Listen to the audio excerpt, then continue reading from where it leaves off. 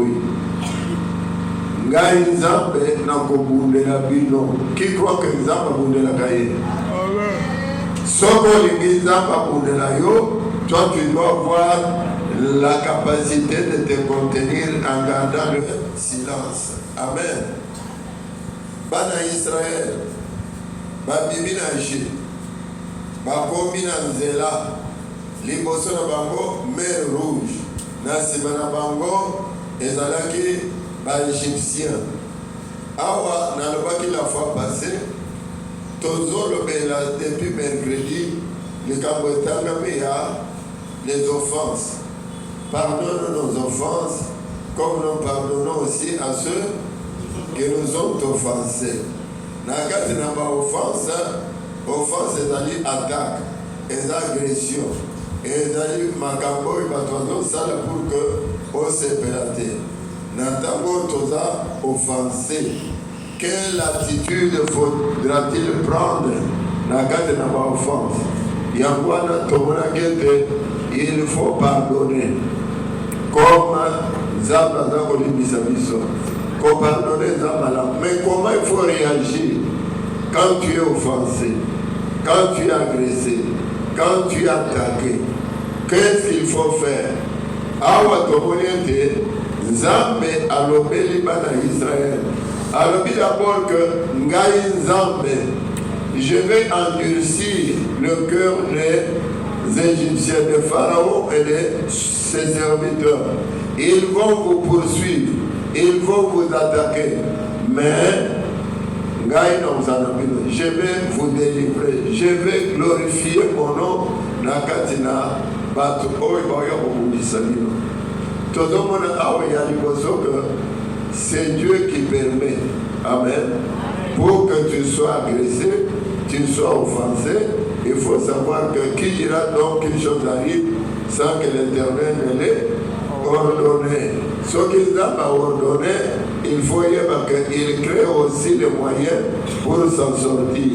Alors, quand Dieu crée les moyens il faut qu'on ait la maîtrise de soi, pour garder silence. C'est l'exercice le plus difficile dans nous autres qui goûtent. La Bible nous dit que vous avez appris œil pour œil, dent pour dent. Tokotama na mona makila. Moninga lobi olobi, moninga sali osali, batie totie. Mais la Bible lobi, esengeli oiba pour garder nini silence. Pour garder silence dans mon thème et siliki,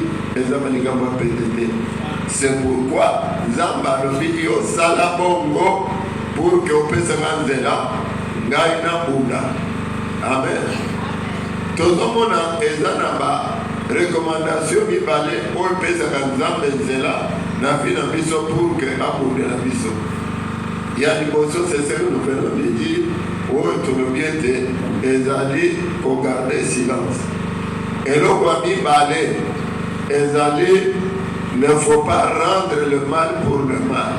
Il ne faut pas vous venger.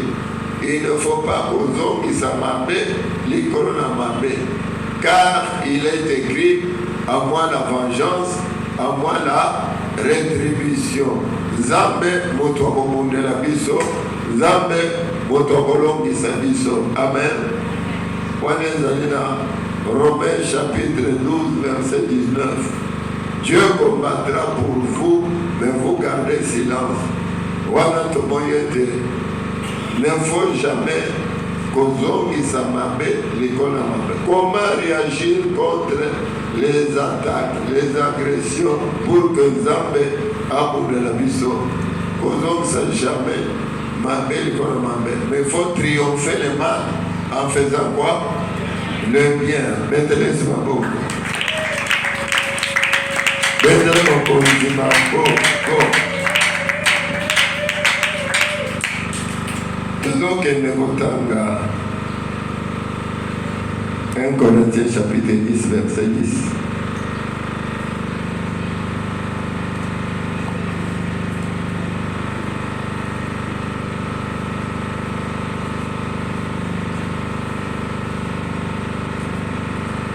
Corinthiens chapitre 10, le verset 10.